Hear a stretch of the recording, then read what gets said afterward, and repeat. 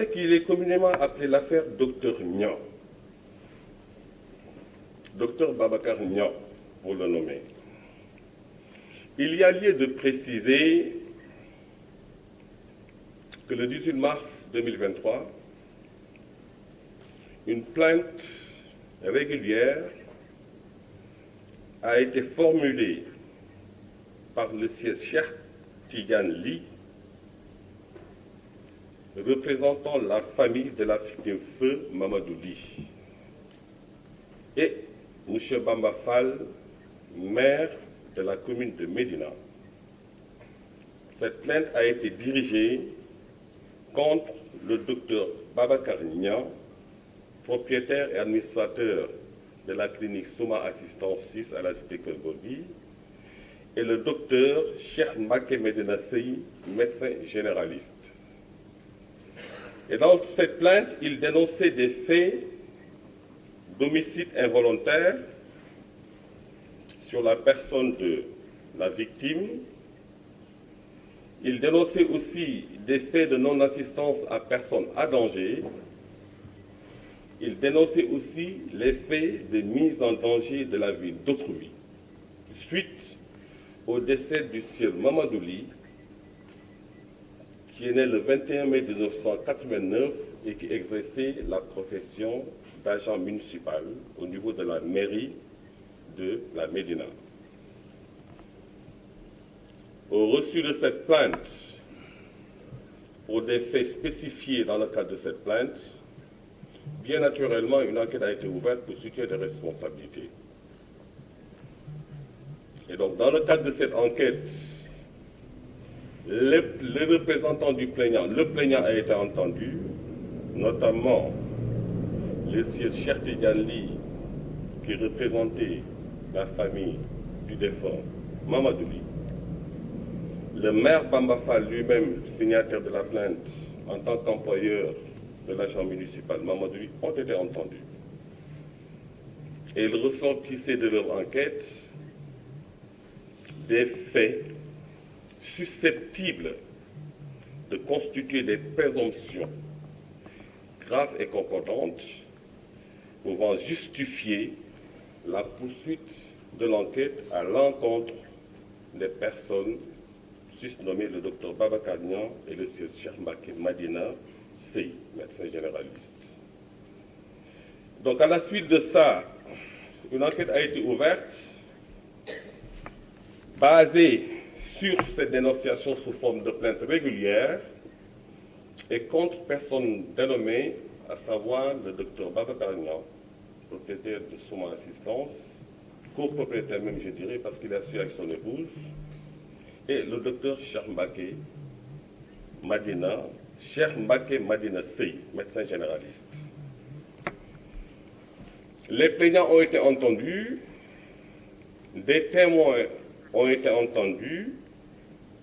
L'un des mis en cause a été entendu, le docteur Cheikh Mbacké Medina Sey, et l'impératif d'entendre le docteur Babacar Niang était justifié par les nécessités d'enquête. Parce qu'il faut le préciser, être mis en cause ne veut pas forcément dire être coupable. L'enquête a ceci, je dirais, d'impartial, parce que c'est le prétexte ou l'occasion de permettre aux mises en cause de donner sa version objet des faits dénoncés et d'avoir l'occasion, judiciairement, dans le cadre d'une enquête régulière, de se disculper. Donc vous noterez que ce n'est pas que systématiquement une personne fait l'objet d'une plainte qu'il est automatiquement coupable. Ce n'est pas que systématiquement une personne fait l'objet d'une plainte ou de poursuite d'audition dans le cadre d'une enquête préliminaire que la conséquence évidente en a tiré, c'est qu'il fait l'objet d'un traitement pour quelque motif que ce soit. Donc je disais tantôt que la plainte a été déposée le 18 mars. Les enquêteurs de la sûreté urbaine ont pris sur eux de convoquer le docteur Babacar Niang. Ce dernier a excipé de son absence du ressort de la cour d'appel de Dakar pour solliciter que son audition soit différée le lendemain, 19. à laquelle les enquêteurs ont accédé.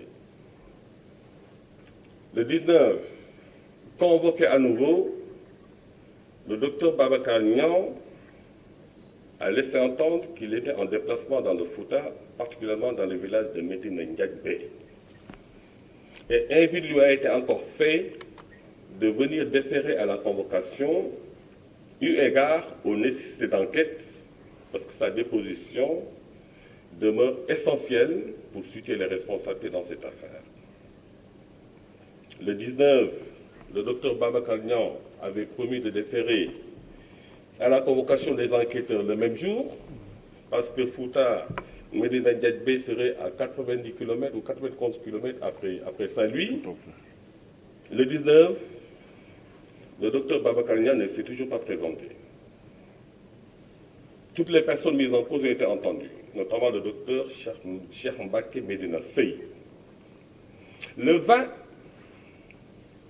sur mon intervention, le procureur de la République a cru devoir lui décerner une convocation pour être entendu. 18, 19, 20, 3 jours de suite, le docteur Babacar Niang, étant dans le territoire national, n'a pas daigné déférer à la convocation ou à l'invitation que les enquêteurs lui ont fait. C'est sous ce rapport qu'à la date du 21 mars, instruction a été donnée par mes soins, avec l'accord du procureur de la République, à la sûreté urbaine, de décerner un avis de recherche et d'interpellation par la sûreté urbaine. L'avis a été décerné, la réquisition a été faite par la sûreté urbaine, visée par le procureur de la République et transmis à la Légion Nord. C'est ce qui a permis aux éléments de la brigade de recherche de la Légion Nord, donc Saint-Louis, d'aller l'interpeller à 91 km de Saint-Louis dans un village qui s'appelle Médina Ndiagbé. Et c'est dans ces conditions, comme il a été déploré par ailleurs, que le docteur Niang a été mis en route pour son audition au niveau de la sûreté urbaine le lendemain 21-22, je pense aux environs de 11 heures, parce qu'ils ont quitté au petit matin. Tout à fait. Et tout ça, c'était pour renseigner l'opinion, comme quoi la justice demeure une exigence de tout état de droit. Et aucun citoyen, qui qu'il puisse être, de quelque bord qu'il se trouve, ne peut pas, pour quelque raison que ce soit, tenter de se soustraire à son action. Et donc, en tout état de droit, l'invite lui a été fait 2 ou 3 fois.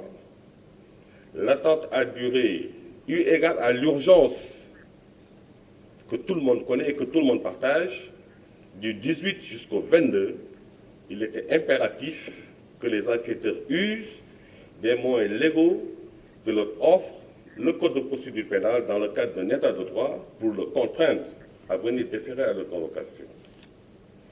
C'est d'autant que, au niveau de sa clinique, les faits se sont passés. Et les faits se sont passés. On ne va pas revenir sur le déroulé de la prise en charge de la victime Amadouli depuis le lieu des manifestations à bord de l'ambulance de Souma Assistance jusqu'à sa conduite à la clinique où ses parents se sont présentés et se sont acquittés. Une clinique privée où les soins sont payants et se sont acquittés de toutes les charges financières relativement à sa prise en charge. C'est ainsi qu'à sa conduite, il a été consulté. Un diagnostic a été posé, d'où il résultait qu'il a reçu une pierre au niveau de l'arcade sourcilière qui a fini par atteindre le crâne et le cerveau. Et donc son pronostic vital était engagé. À la suite de ça, le mode de fonctionnement de la clinique Souma est de recourir à des sachants, des spécialistes, si toutefois le diagnostic d'un patient le justifiait. Ils ont indiqué à la famille de la victime qu'il était question qu'il soit évacué à l'hôpital principal séance tenante pour subir une intervention parce que son pronostic vital était engagé. L'autre alternative interne à la clinique a été qu'ils leur ont été conseillés de payer les honoraires et de faire appel à un sachant extérieur pour qu'il soit opéré dans les locaux de la clinique Souma.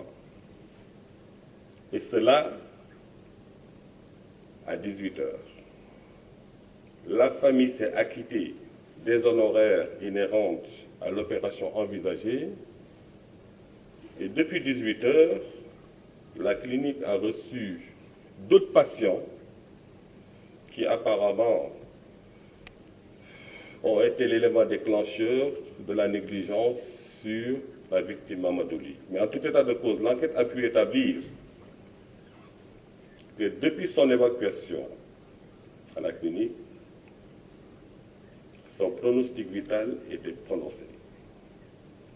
De 18 heures pour le moins, je dis bien pour le moins, parce que 18 heures est l'heure à laquelle il avait fait le scanner et que l'éventualité de le référer à l'hôpital principal pour une intervention pour le sauver était une nécessité. Tout ce que je dis est renseigné sur le procès verbal régulier et sur les auditions à la base des constatations. Depuis 18 heures jusqu'au lendemain à 17 heures, Mamadouli était laissé en rade à la clinique.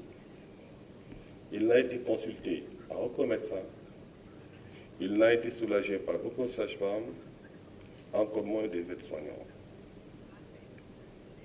Se tordant de douleur, gémissant. Et c'est dans ces conditions que sa famille a exigé du corps médical que leur patient leur soit restitué pour son évacuation à l'hôpital principal où il pourrait espérer lui sauver la vie. Et c'est donc sur forte insistance de sa famille que Mamadouli a été évacué à 17h, 18h le lendemain, soit à peu près de 24 heures, en direction de l'hôpital principal où, arrivé, le corps médical n'a pu que constater son décès. Il est aujourd'hui douloureux de le dire, et bien regrettable d'ailleurs, que même arrivé à l'hôpital principal, le corps médical qui s'était chargé de l'évacuer avait oublié son dossier médical à la clinique Souma. Et donc, une urgence de premier ordre principale qui a été référée ne disposait pas de son dossier médical. Ce qui est absolument, pour dire le moins, incompréhensible. Et c'est à la faveur d'échanges par message WhatsApp, je dis bien, que son dossier médical, qui était oublié à la clinique Souma, est parvenu donc à l'hôpital principal. Voilà brièvement ramassé le résumé de ce qu'il est convenu d'appeler l'affaire Dr Babacar Niang. Et c'est pour toutes ces raisons il n'a pas pu justifier des soins que sa structure aurait prodigués à la victime Mamadouli, malgré qu'ils se sont acquittés de tous les honoraires liés à sa prise en charge. Le docteur Babagnan, vous me direz, il était à Médine Dialbé pendant ce moment. Comment peut-il avoir une quelconque responsabilité dans la mort de Mamadouli? Et ce qu'il faut savoir, c'est le mode de fonctionnement de la clinique. Toutes les décisions, je dis bien toutes les décisions en termes de priorité de prise en charge sont dictées par le docteur Babacar Niang qui en est l'administrateur. Et c'est donc au bénéfice de tout ça que des poursuites sont engagées et sous le respect des nécessités d'enquête, de la présomption d'innocence et du secret de l'enquête, je dirais, le secret de l'enquête et de l'instruction, Je m'en tiens à ces considérations. Et c'est donc au bénéfice de tous ces éléments que le procureur de la République, sous l'autorité du procureur général, a fait le parquet de manière générale, dans son ensemble qui est indivisible, a estimé devoir engager des poursuites. Déjà, une mesure de garde à vue a été prononcée à son encontre, et il a estimé devoir engager des poursuites contre le docteur Babacar Niang, le docteur Cheikh Mbacké Medina Sey, pour des faits d'homicide involontaire, de non-assistance à personne en danger, de mise en danger de la vie d'autrui, dont serait victime Mamadou Ly.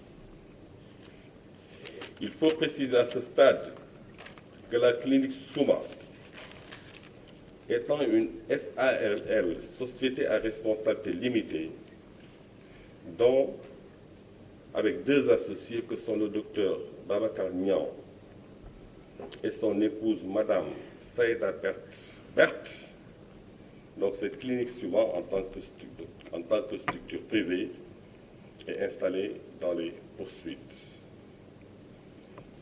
Et le dossier fera l'objet d'une information judiciaire dont le traitement, à partir de ce moment, relèvera de la compétence d'un juge d'instruction qui sera incessamment saisi.